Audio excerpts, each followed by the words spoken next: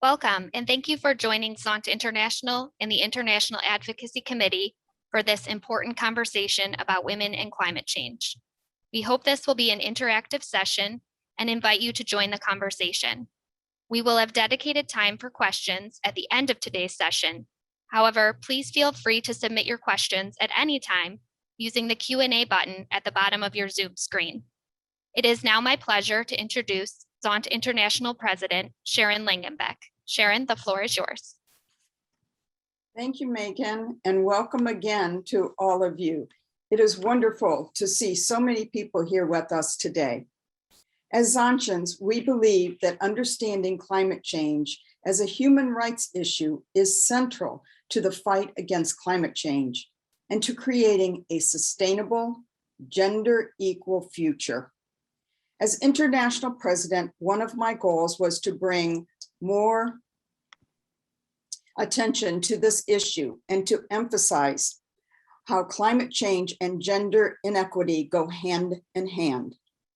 As step one, I am so pleased to announce a new Zaunt International statement on climate change that was issued in June. The statement outlines the issues of climate change from a gender perspective and highlights key ways that we as an organization and anyone who shares our commitment to gender equity can take action. Climate change should not be a partisan issue. We are a global community. We are all impacted by climate change, and we all have the obligation to act to affect change. Thank you for your presence here today and for joining Zonta to learn more so we can all work together to make a more meaningful impact. I now turn it over to Adriana Otero to begin today's conversations.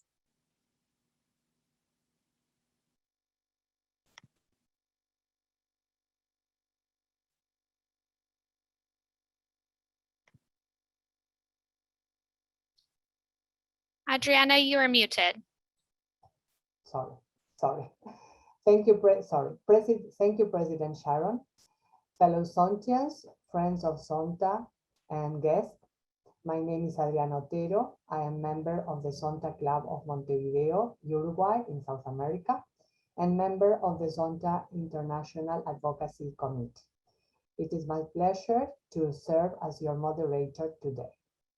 We have an impressive lineup of speakers with us. So before we get started, I will briefly introduce them.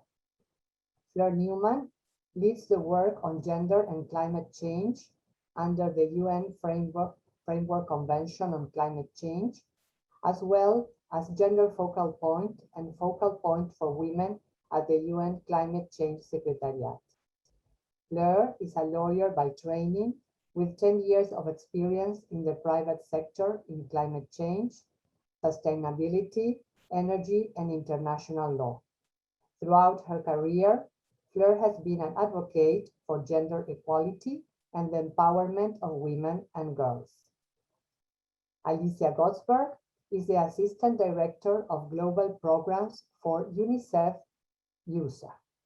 She has been with the Global Programs team since July 2016, focusing on the following UNICEF programs: WASH, Water, Sanitation and Hygiene, Climate, Energy and Environment, and also HIV/AIDS. Prior to UNICEF USA, Alicia served as an Executive Director of Peace Action New York State, and was the Research Associate for the Strategic Security Program and UN Affairs at the Federation of American Scientists in Washington, D.C. Mabel Mack is a member of the Zonta Club of New Territories of Hong Kong. As an environmental activist, Mabel trained and worked in the United Kingdom, North America, and Hong Kong. She has more than 30 years experience in environmental protection in both the private and public sectors, and recently founded an NGO focused on promoting environmental protection and public education in Hong Kong and the Greater Bay Area. And Carol Theobald is a member of the Zonta Club of Perth, Australia.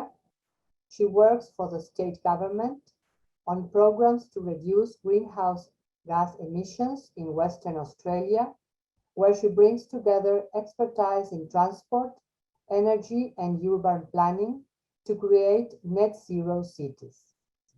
Last year, when Carol realized just how badly women and girls would be impacted by climate change, she set up Zonta Says Now to gender equality and climate action.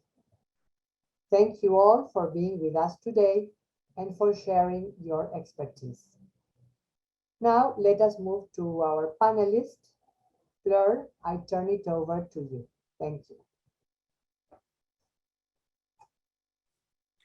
Thank you very much, Adriana, and thank you very much to Zonta International for the invitation to speak with you today. So I'm going to just give a little bit of an overview on how the issue of gender and climate change has evolved under the multilateral climate change process, which is undertaken under the UN Framework Convention on Climate Change. And I'll start with the point that at the time that the UNFCCC was agreed by countries, there were two other conventions, the three conventions known as the Rio Conventions, because that's where they were agreed. And though the other two conventions on biological diversity and the other on avoiding desertification, both had references to gender in the treaties themselves. The UNFCCC did not. And so the first time we see anything regarding gender at all in this treaty is when there was a decision in 2001, which had a particular focus on the negotiation process itself. So there was a recognition that that women were underrepresented or men were overrepresented in the climate decision-making, this international climate decision-making process. And so a decision was agreed under that process to see what could be done to increase the number of women who were participating in decision-making. 11 years later, there was still an issue with representation, and there was another decision, and this decision was really important because it not only set a goal for gender balance under the intergovernmental process, but it also created a standing agenda item. And so this means that at every climate conference, gender and climate change are considered in that process. And what that did was to sort of rapidly increase the focus and the work that was being done on gender and climate change, because 2 years later, the first 2-year work program happened.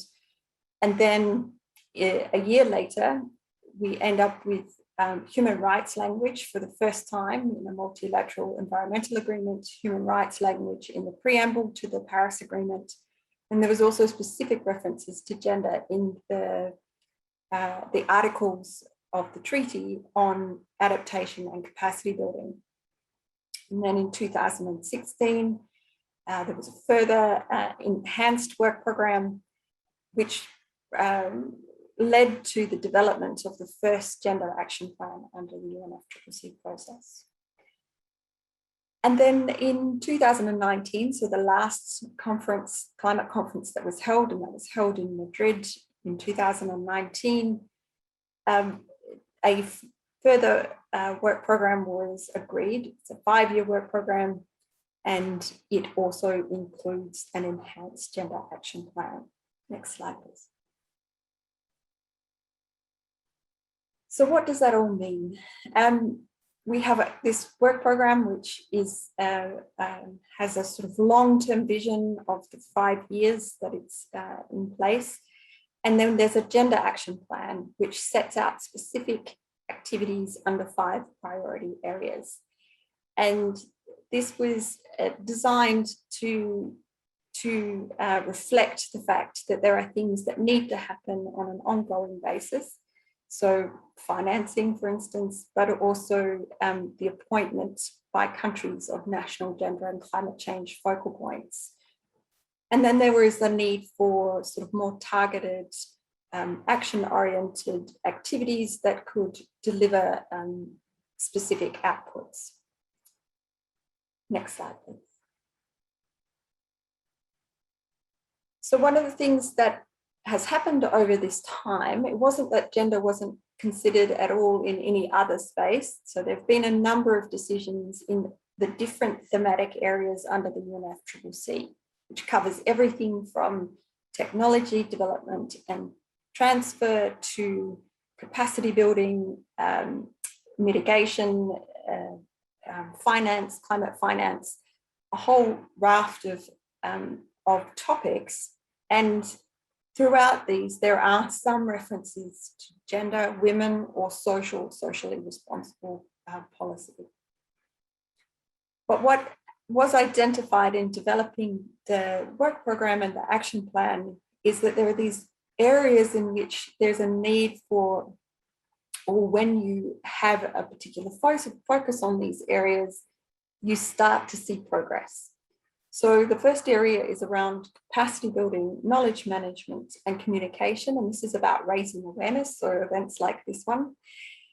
Priority area B is around gender balance, women's participation and leadership at the international, national, and local levels. And this is because it is still an ongoing issue that women are not represented as fully as men, or as equally as men in decision-making processes. Another on coherence, and this is coherence under the UNFCCC process, so making sure that all of those different thematic areas are paying attention to the gender aspects relevant to those areas, but also across the UN system, because gender and climate change is not only being looked at by the UNFCCC, but many other UN entities. And it's important that we are able to leverage and make the most of all of the action that's being taken at an international level. And then the fourth is on gender responsive implementation and means of implementation. And here, means of implementation refers to finance, climate finance, capacity building, and technology. And then finally, monitoring and reporting. The UNFCCC process relies on transparency, so it relies on reporting by countries about their greenhouse gas emissions and various other aspects that they report on. And so it's important also for them to have a space in which to be, or for there to be a focus on monitoring and reporting. Next slide, please. And as I said, there's been a lot of work being undertaken under the Lima Work Program, the previous Lima Work Program, the previous Gender Action Plan, and now this. And there are continuous lessons being learned around that. One of those has come out of a pilot project that was started a number of years ago by UNDP around entry points for gender to be integrated into the key climate plans that countries are delivering on. And they're called nationally determined contributions, because the Paris Agreement is a country-driven process. And so every country submits its plan for how it's going to contribute to meeting the goals of the Paris Agreement, which is to keep the global temperature rise as close as possible to 1.5 degrees and under 2 degrees pre-industrial levels. And so one of the things is to look at these policy instruments that are already being mandated or are the key mandates under the process, and saying, how can we make sure that these are gender responsive or transformative? And so there are these key entry points that have been identified around national analysis and consultations. These analysis and consultation is happening as part of preparing the nationally determined contributions. So part of this is making sure that when that's done, gender analysis is part of that element. Making sure that there are institutional frameworks and mechanisms in place to link up the different ministries, including women and gender ministries, but also local governments who are important in ensuring implementation. And alignment of national policy and planning instruments with other international instruments. The UNFCCC is not, as I've said, is not the only one dealing with climate and gender. And there are many others that countries are reporting on. So it's important to ensure that, for instance, reporting under their Sustainable Development Goals or reporting under human rights frameworks have these linkages also, so that there's not a duplication at a national level. And then finally, this whole point about monitoring and reporting, we can only, we need to measure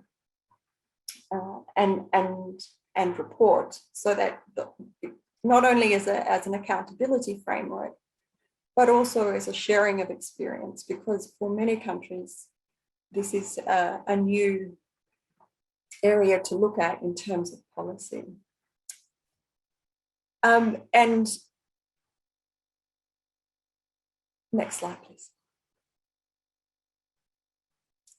So we have a number of gaps and challenges that remain, which is perhaps not unsurprising for anyone who's working in gender equality and women's and girls' empowerment.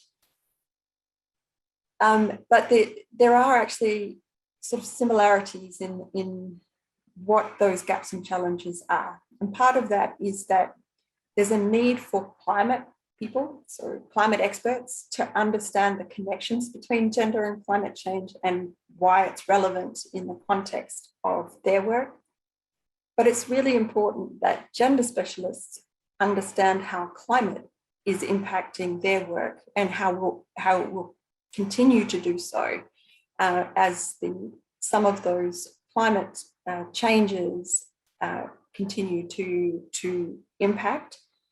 The latest Intergovernmental Panel on Climate Change report says that there are impacts that are irreversible, that we are already experiencing, and they are already having an impact on issues of gender equality.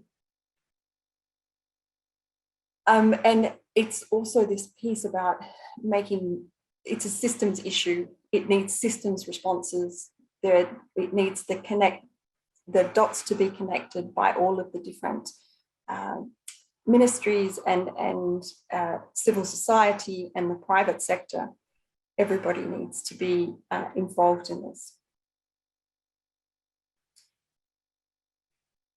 So I'm giving you a really quick overview of what the international process is, but I think before I close, I just wanted to make the point that what we need, what the world needs, is that we need alternative approaches for addressing the challenge we face today. And that alternative approach has to value the systems that sustain our lives. The COVID-19 pandemic has laid bare that our economies and societies do not value those systems well enough. And systems such as the care and domestic work economies, which have proven to be the bedrock of our economies, that undervaluing of their importance means the systems are extremely vulnerable to shocks, such as the health and climate crisis. And our natural systems, forests, waterways, oceans, mangroves, savannas, that face unprecedented stress and risk of collapse. Restoring biodiversity is essential to ensuring healthy humans and healthy economies. And we need to accelerate the transition away from fossil fuels. Renewable energy, sustainable transportation options, and green alternatives for industrial processes are actually available now. Leadership and political will is needed to hasten investment in these alternatives. And we need the voices of the most vulnerable and marginalised, whose lives are deeply affected by the ravages of climate change, to be elevated so that their ideas and perspectives are embedded in action on climate mitigation, adaptation, and loss and damage. Thank you. Thank you, Fleur. It is important now to have female responses to a problem that requires globally many voices and many hands. So we have now Alicia to tell us more about it. Alicia, the floor is yours. Thank you so much. Thank you to Zaunt International for inviting me today. Oh, sorry, yes. Hang on, please. Once again, good morning from New York. And I'd like to give a special thank you to Zonta International President Sharon Langenbeck, under whose strong leadership Zonta and Unicef USA have been helping make transformative change for women and girls. First, for those of you not familiar with us, I want to give a quick introduction to Unicef. Unicef is the United Nations Children's Fund. It was founded in 1946 to help children in Europe and in the aftermath of World War II.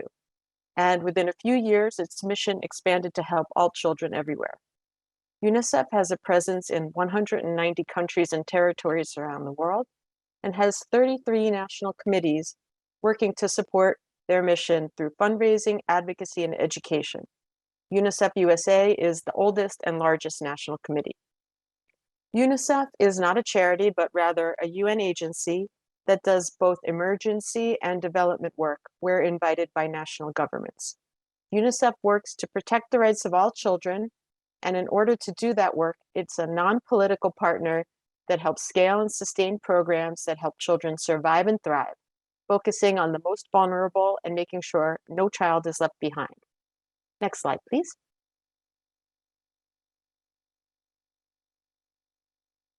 This is the first time a global generation of children will grow up in a world made more dangerous and uncertain as a result of a changing climate and degraded environment. Because children are the least responsible for climate change, but bear the greatest burden of its impacts, it's imperative to address and mitigate the impacts of climate change so children can survive and thrive. Children are the most vulnerable to diseases like malaria that are becoming more widespread as a result of climate change. Children also need more water per unit of body weight than adults.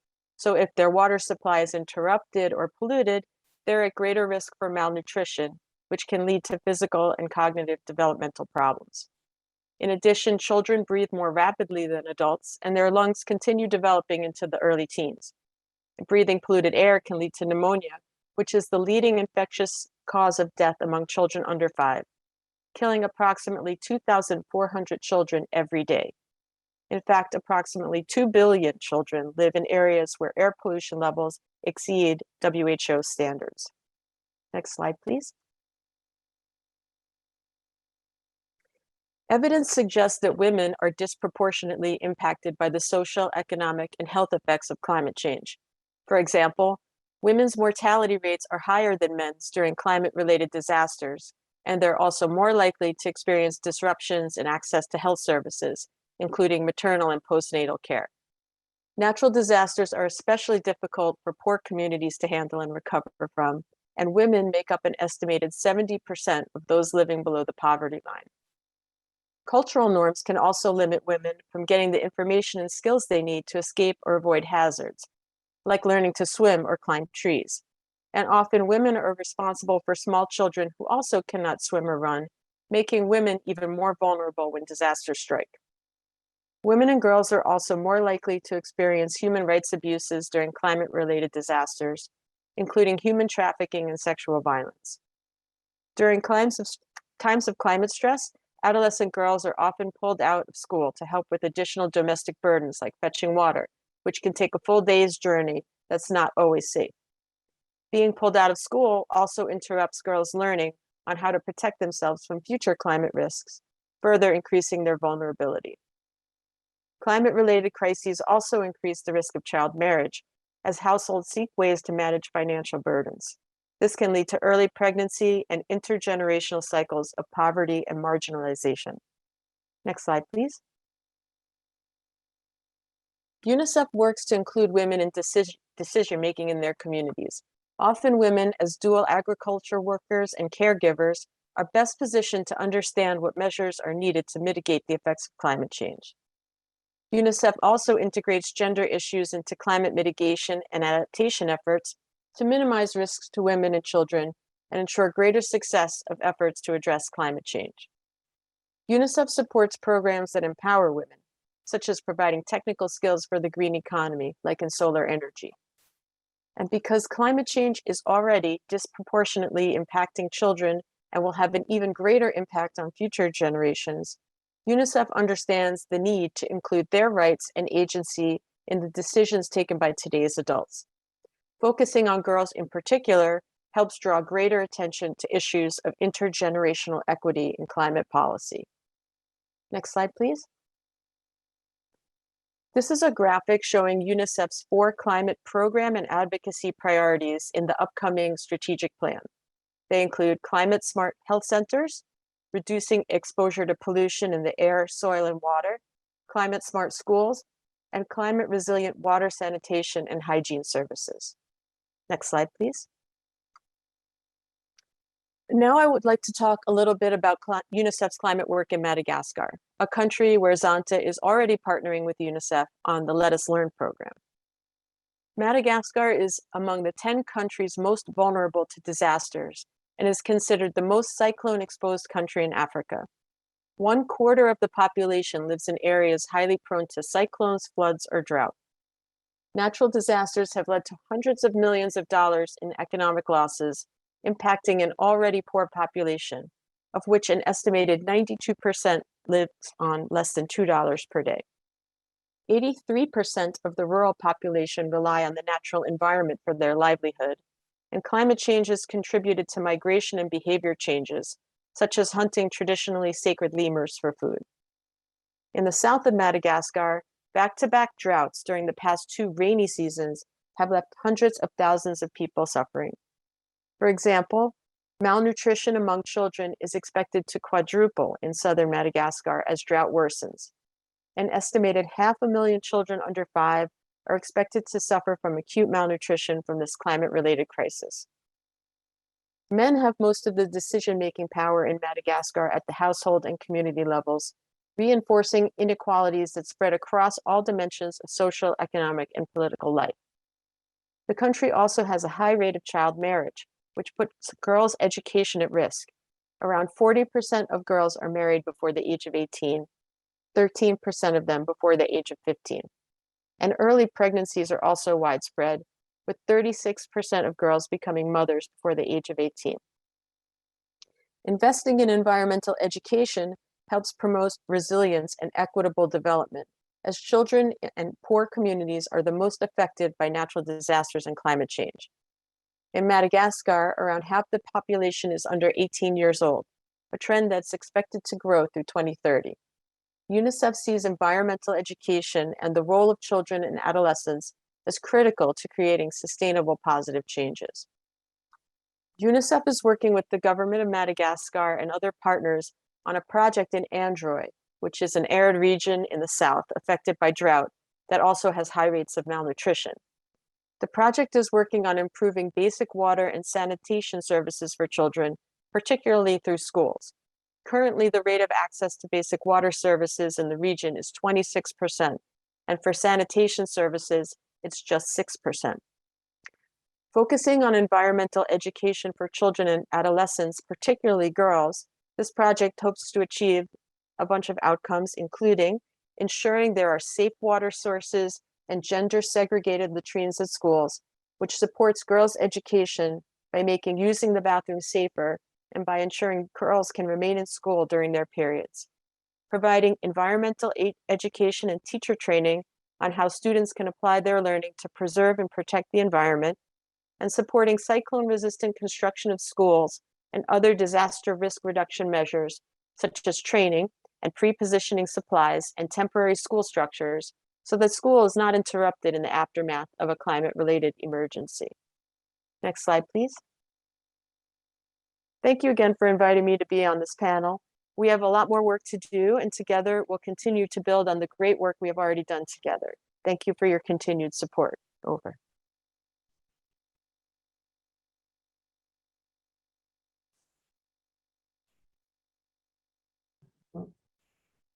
Thank you. Thank you, Alicia. Sorry, I can't put my video. Thank you, Alicia. What can we all do to help counteract these devastating effects on vulnerable women? Well, Mabel Mack will share her experiences on the field. Mabel, your turn. Thank you. Good morning and good evening, fellow Shanghans. I'm delighted to be one of the panel speakers today and share with you some of my thoughts on this hot topic, climate change. Next, please. Next, please. Climate change is real and it is affecting us. Today's atmosphere contains 42% more carbon dioxide than it did before the industrial level. Greenhouse gases emission include carbon dioxide, methane, nitrous oxide, etc., of which carbon dioxide emission accounts for about 76%. I shall focus more on carbon emission in this context. 97% of the scientists in the International Government Panel on Climate Change supported that the global warming trends are the result of human activities. In 1950, global carbon dioxide emission was 6 billion tons and increased to 37 billion tons in 2018, 6 times of 1950s.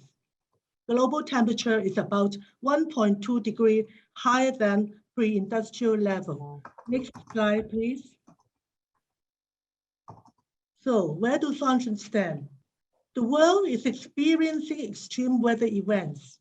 Superstorms, rising sea levels, droughts, flooding, heat waves, and rapidly melting polar ice caps. Most of these events are generally believed to be directly or indirectly due to climate change resulting from increase in carbon emission. Here are some statistics for your reference. China, the US, and the European Union combined accounts for over 50% of the annual carbon emissions. It is interesting to note that high consumption is the root cause of high carbon dioxide emission, even though the CO2 emission might not be directly generated in the consuming countries, because a good portion of the carbon dioxide emission generated by the developing countries relates to production of goods that are eventually consumed by the high-income countries. Do we, the world community as a whole, have the responsibilities to fight climate change together? Do we want our future generations to continue suffering from climate change? Next, please. Women at work are well positioned to influence business decisions to strive for sustainable development. And this includes refining the business model to minimize emission, pay attention to environmental management within the enterprises, recycling, reuse, energy, and water saving measures. Review the business value chain and implement measures to obtain carbon neutrality. For your upstream stakeholders, those who provide service to you or supply goods to you, consider specifying the low carbon footprint parameters as part of the service agreement. As for your downstream customers, please share your green commitments with them and influence them to support low carbon emissions products or services. Support green financing and green technology. Support NGOs, particularly the small ones, to promote carbon neutrality initiatives across all spectrums of the community. Next, please. At the corporate level, listed company generals have already set up policy and system to comply with environmental, social, and governance, ESG legal requirements of their respective countries. This ESG concept should be extended to small and medium enterprises and develop the business mindset that this is the norm to operate a sustainable business. Check out the business carbon footprint, inclusive of those from the value chain of the business. Quantify the current level carbon dioxide emission, set reduction target, try carbon offset, and implement natural-based solution if possible. Next, please. How about women's role in climate change as homemakers to combat climate change? Women are in a very good position to influence and change family living habits, including conserve water, save energy, reduce food waste, recycling, use product with less carbon footprint. Spend less time in your car, use public transport, and mindful flying. Zaunt and many women are social leaders. We can take the lead to make changes towards carbon neutrality, support government and international initiatives to combat climate change. Next, please. We all have to be aware of our country or government's policy to combat climate change. For example, in Hong Kong SAR, our carbon emission peaked in 2014, and the government is committed to achieve carbon neutral by 2030, reducing our carbon emission by 65% and reducing emission per capita to 3.8 tons. Recently, the Hong Kong SAR completed 2 waste-to-energy projects, converting waste and slurry to energy, providing electricity to thousands of families. Other initiatives include reducing the usage of coal-fired power plants, support renewable energy, switch to electrical vehicles, levying charges on household waste disposal, support green buildings and green technology, and the most important of all, advocacy for peace. Next, please. Under the Paris Agreement, developed countries should achieve carbon neutral by 2040 and negative emissions by 2050. And developed countries should also provide adequate financial and technical support to developing countries to combat climate change. China targets to have its carbon emission peak in 2030 and achieve carbon neutrality by 2060. Compared to 2005, the carbon emission in the year 2020 was reduced by 48%, or equivalent to 5.79 billion tons of carbon dioxide. In September this year, Mr. Seiben, our special envoy on climate change to the United Nations, he announced the 1+N policy system, which means integration of carbon emission reduction action with the overall social and economic development framework. The roadmap includes optimized energy restructure, reduce reliance on coal and fossil fuel energy, increase the use of renewable energy. China's renewable energy usage accounts for 27% of the world total. Example, the Three Gorges Dam hydro solar power plant supply electricity to million families with 94 million tons less carbon compared to coal-fired plants. Another example of nature-based solution is the Seiben Dam National Park, started in 1958. It's a project conducted by 3 generations, creating 1 million acres of forest as carbon sink. Others include enhancing carbon trading mechanism, promote green technology, and promote low carbon infrastructures. Next, please. Nowadays, women in Hong Kong with national law coming in order feel very comfortable to carry out outreach projects promoting green environment. And our projects include energy saving for small business, waste reduction and food waste reduction for general public, carbon reduction for schools. For the next 3 slides, I'm going to share with you some of the climate change projects carried out in Hong Kong by women organizations. I'd like to especially mention Zonta Zero Carbon Pioneer Project, carried out by the Zonta Club of Hong Kong and the Zonta Club of the New Territories, in which Sea Club members were trained on how to reduce carbon emission, and in turn, they will outreach to recruit zero carbon ambassadors to promote carbon neutrality. Similar programs include Girl Guides Zero Carbon Ambassador and Smart City Program, in which Girl Guides are trained to combat climate change, and they in turn will share the knowledge with elementary students. Next, please. In line with the National 14th Five-Year Plan, in 2021 this year, we have extended these climate change initiatives to Greater Bay Area. And one of the projects is Approaching Carbon Neutral Youth of the Greater Bay Area.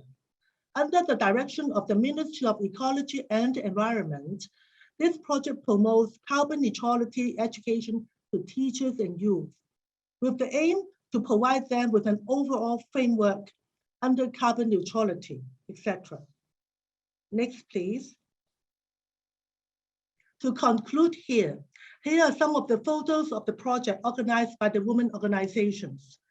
For the Zonta Carbon Pioneer Project, we even provide a 10-year zero carbon panel diary book for the Sea Club members for their future reference. So women organizations have a very strong role to play combat climate change. This is the book, the plenary diary we prepare for the Sea Club members. Thank you for sharing today. Thank you, Mabel. Thank you for all the work you are doing and giving awareness. At this point, really, we have become aware of a very worrying perspective for the world, difficult times coming. And next, we will hear about the courage and commitment of Zontians in District 23, Australia, working hard also on gender equality and climate change. Carol, your turn. Thank you. Thank you, Adriana. It's a pleasure to join this panel this evening and have the opportunity of sharing what we're doing in District 23 in Australia with Zonta Says Now. We see that we're on a runaway train. We have runaway greenhouse gas emissions that are causing nearly runaway global warming. And this is triggering extreme weather events that causes societal disruption that magnifies existing inequalities. The gains in gender equality we have made in the last 100 years in Zonta are at risk. Zonta International has taken the first step by raising the issue through the release of the statement on climate change. In District 23, we had a bit of a head start and developed Zonta Says Now with a mission to create a gender equal, sustainable world. We believe we can go a long way to achieving this by educating girls, advocating for women's rights, and inspiring more female leaders. Let me explain. Next slide, please. We educate girls because girls who are educated have more life choices. They are more likely to be healthy, informed, and active in their communities. As we've heard today, our Zonta International programs are making a big difference to many young lives. But girls with 12 years of education may also have up to 5 fewer children, meaning 1 billion fewer people on the planet this century. So what do we do about educating girls? For us, we can achieve most by donating to the Zonta Foundation for Women's Endowment Fund so we can sustainably double or treble our work to educate girls and end child marriage. When it comes to advocating for women's rights, this means ramping up all of our existing advocacy programs. It means working to close gender gaps in pay and superannuation and asking politicians to debate climate in Parliament. This is a big thing in Australia. It means working with men to stop violence before it begins. It means learning from our Indigenous people who are the custodians of the land and engaging with local councils to make sure communities are sustainable and resilient. So what do we do to add our voice to advocate?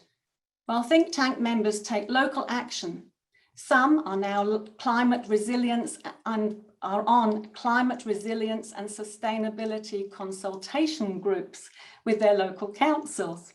Some recycle bottles to raise funds for their local refuges. Others have joined a national mail-out campaign to get climate debated in the Australian Parliament. Our third group of actions is around inspiring more female leaders. Did you know that 4 of the 5 countries leading the way in climate response are led by women and have more than 40% women parliamentarians? The countries are Norway, New Zealand, Finland, and Sweden. Leadership starts with speaking up and speaking out and seizing opportunities in our careers and communities. Whether it's leading a team in Zonta or leading a country, we can all play our part. What do? We promote the Zonta Leadership Programme and support each other to take on leadership roles. We also support and promote all of Zonta's awards as they encourage future leaders in science, business, technology, and public policy. Our club had a Women in Science night with 4 female coral scientists from our local museum, explaining their role in monitoring coral reefs. Another club in the district had a fundraiser with Natalie Isaacs, the CEO of 1 Million Women, and the funds were used for an award that recognises a local female climate leader. As my hero, Cristiana Figueres, puts it, when there are more women in the boardrooms and in high-level positions in institutions, you get decisions that are wiser and longer term. Next slide, please. So what is the how of Zonta Says Now? To achieve our mission, we set up a think tank of Zontians in District 23. We meet online every 2 months and across 3 time zones. We're a big district. Our Zonta International Liaison, Florence Fisher-Herber, often joins our meetings from Luxembourg, so we have 4 time zones when she joins us. Our think tank has over 60 Zontians, and together we created the Zonta Says Now website that's full of useful resources. It reflects our own personal journeys and contains leaflets that we've developed that include how we champion a sustainable gender equal world, our 5 R's guide, that stands for reduce, reuse, recycle, rethink, and repair, and how we apply the 5 R's in the simple sustainability principles that we've developed for clubs and individuals. We also look at finance and explain why climate risk is investment risk and what climate exchange traded funds are. Our 2 monthly newsletters are now themed, and recent editions have focused on women and the law, the digital gender divide, the inspiring actions of young people and the school strikes, and the last one was about climate resilience. We've posts that highlight current reports and issues, and the website is full of links to books, videos, and other organisations that have useful information. The website's always changing, and think tank members are always sending through new information about issues locally, nationally, and globally. Our think tank meetings have PowerPoint agendas with lots of photos, and after the meetings, we add feature boxes to the PowerPoint to identify actions from the meeting. Everything is on the website. There are no secrets. All information is designed to be read online with loads of suggestions for action. The information is sorted around our 5-step framework for action. Next slide, please. Number 1, we gather the facts. We learn about climate change, inequality, and what we can do about it. Number 2, we reduce our own emissions to minimize our environmental footprint. Number 3, we add our voice. Once we've got the knowledge about climate change and we're actually reducing our own emissions, We can use that experience to talk to our family and friends and co-workers. The biggest thing you can do for the climate is talk about it. We advocating is number 4, and we advocate in our clubs on projects that say yes to gender equality, no to violence against women, and now to climate action. We share our concerns with those people that can do something about it. And number 5, we collaborate. We magnify our voice by collaborating with like-minded organizations. That's other Zonta clubs, Z clubs, Golden Z clubs, UN Women's When Will She Be Right campaign, as well as 1 Million Women, Plastic Free July, which is actually all year round, and our Australian Climate Council, as well as other community groups. There are so many organisations out there that we can work with to spread the word. Next slide, please. Zonta Says Now grew from a passionate discussion between myself, our District 23 Governor, Sandra Burns, and our District 23 Centurion, Judy Gorton. We could see that Zonta needed to ramp up all of its activities to minimise the impact that climate disruption will have on women and girls.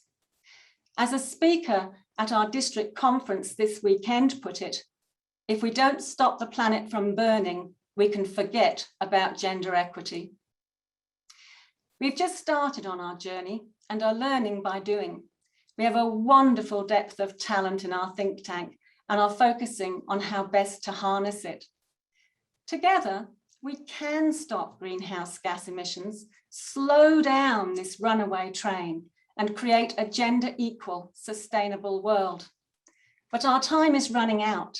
We are in a decisive decade, which is why Zonta says now to gender equality and climate action. Thank you very much. Thank you, Carol. It's amazing what it's amazing what all can be done if we all work together. Well, thank you to all of you for insights and expertise. Well, we now, hello? Okay. Now, we all have an update view of how climate change transformations have a strong impact on economy activities, social well-being, and ecosystems, and that unfortunately women and girls are globally more heavily impacted, as Zonta International statement announced. The excellent speakers we have left us elements to raise awareness and how we can start working on it in our Zonta clubs and as citizens in our communities at the local and governmental level. Technology allows us to be connected, so it is also a matter of joining forces, because ultimately the planet we live on is only one, and we have to take care of it and of our inhabitants, no? Now we will open the conversation to questions from our audience. If you have a question, please enter it into the Q&A box at the bottom of your Zoom screen. We have, we are asking if we could be talking about more climate refugees in the few years, in a few years. What do you think about this? I can just say a few words quickly from a Unicef perspective. We're already seeing climate affecting migration of peoples whose livelihoods have been affected, particularly the example we gave from Madagascar, where so much of the rural population relies on the natural environment for its livelihood, and that natural environment is under attack from climate change, forcing people to migrate, forcing people to change their food patterns.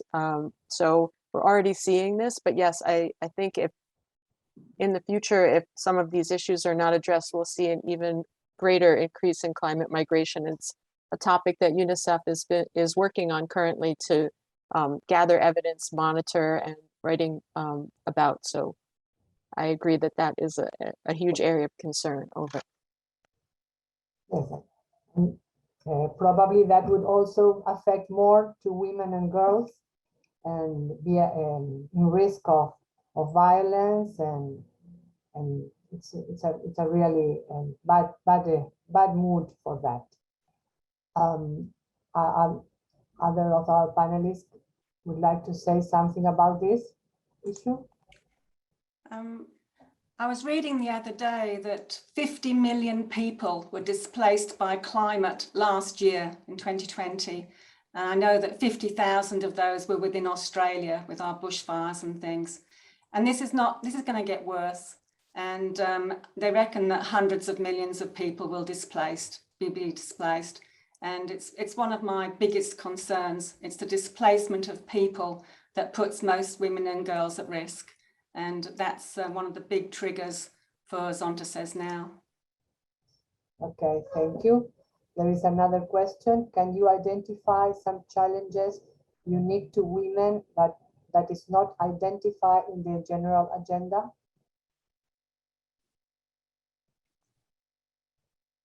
I think, but no. I'm happy to give that a go.